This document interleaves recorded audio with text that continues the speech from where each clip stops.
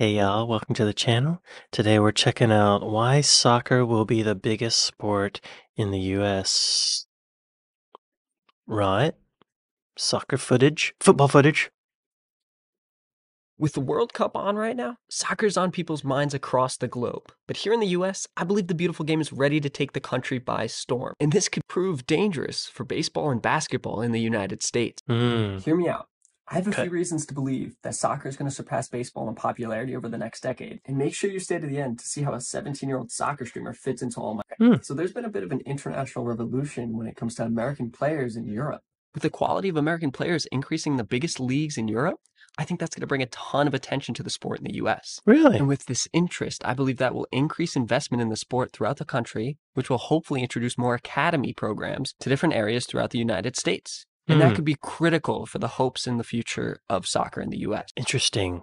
I think there's a lot of parents who would normally put their kids in a football program, like American football program, but more information's coming out about concussions and brain damage. More parents are putting their kids into soccer programs because they don't want their kids to get hurt. They don't want their kids to be in a wheelchair by the time they're 19. It's not worth it. For that reason alone, it's going to gain in popularity. I don't know about being the biggest sport, but I bet it'll be bigger than it is now.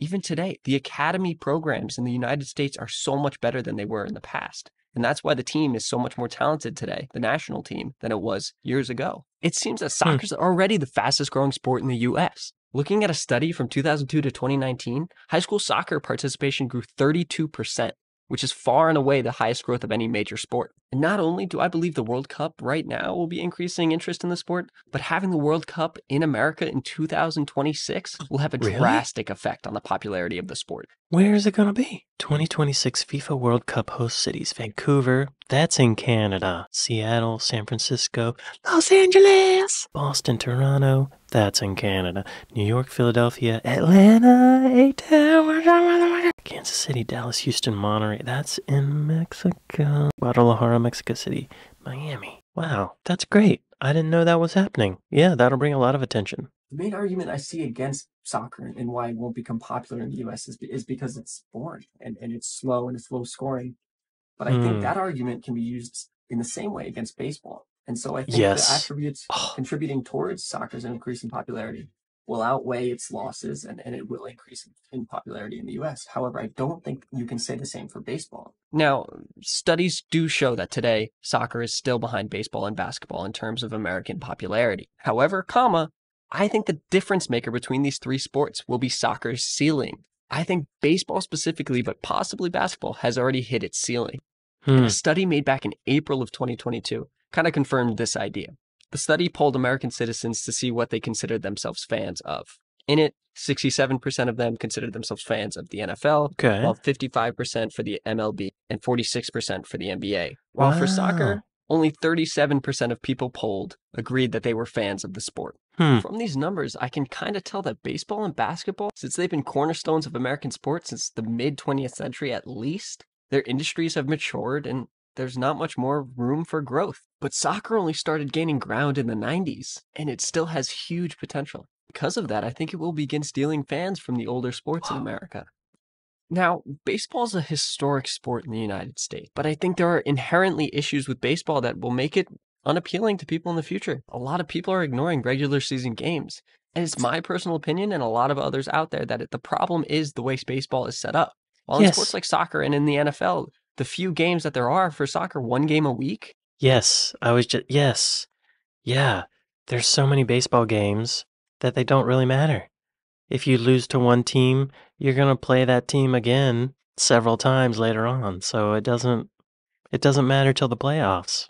Few games that there are for soccer, one game a week, it's very significant. There's a lot riding on one game. And when they combine that one game of the week in the league with other leagues, it makes for a very entertaining season. When you're competing for 3 different trophies all at one time, there's a lot of pressure and a lot of excitement around the sport. And that's crucial for keeping people interested in watching. That's not something baseball has anymore. There's 162 games in a 4-month period, and it gets really boring. I think the MLB playoffs 162 games in 4 months? Is that what he said? There's 162 games in a 4-month period, and 162 divided by 4, that's 40.5 games a month. Divided by 30, we'll say, that's 1.35 games a day. Who's watching that much baseball? Oh my God. If there's a if there was a football game every day, 1.35 football games every day. So sometimes there's 2 games a day.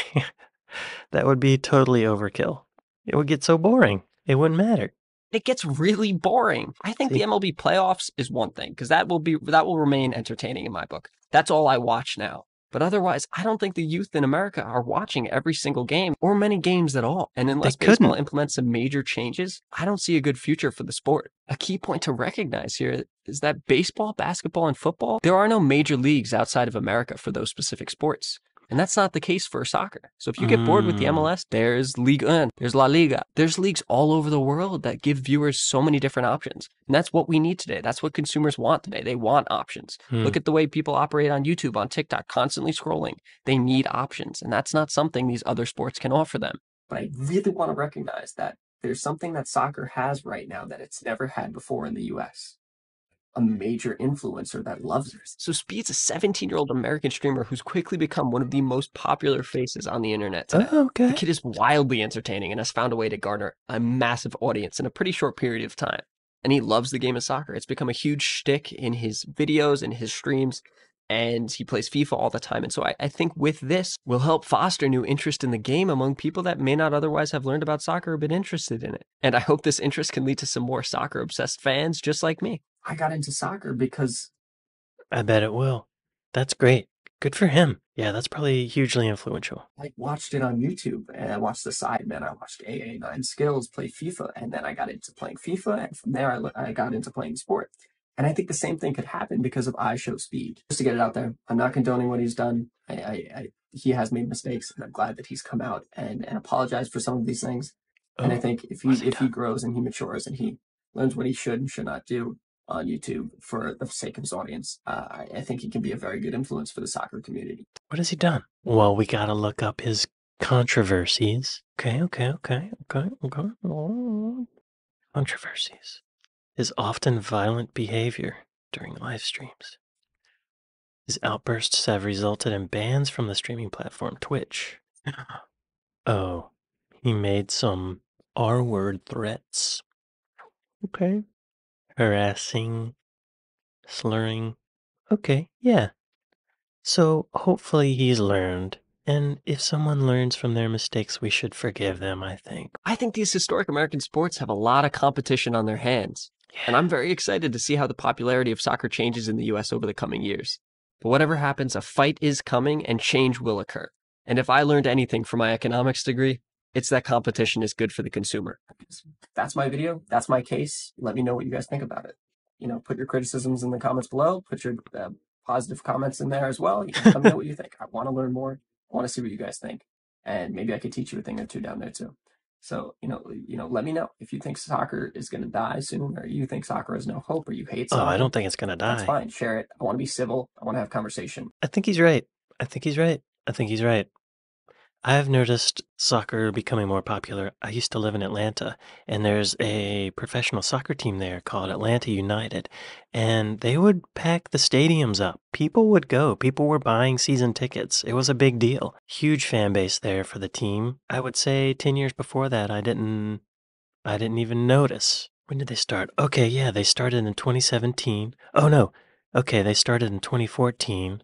Yeah, and I first heard about them, I think, like in 2016 or so. They started getting big. People started going to the games a lot, and they started winning. Yeah, I've noticed this firsthand. I think he's right. And with baseball games, my dad used to take me to college baseball games, and as a kid, I would get bored, and I would end up just playing underneath the bleachers, like with a stick or something. I wouldn't even watch the game.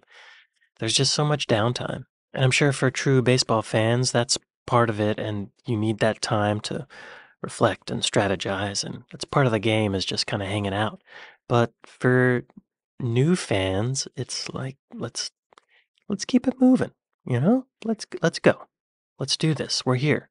This shouldn't take 5 hours. Anyway, I think he's right. I'm excited to see the FIFA World Cup come here in a couple years. I think that'll inspire a lot of people to watch the sport. I'm excited about kids playing a sport that will not give them brain damage for the rest of their life. And yeah, it's exciting. Anyway, thank you all for watching this with me. Be sure to pick up a mug, and I'll see you next time. Later.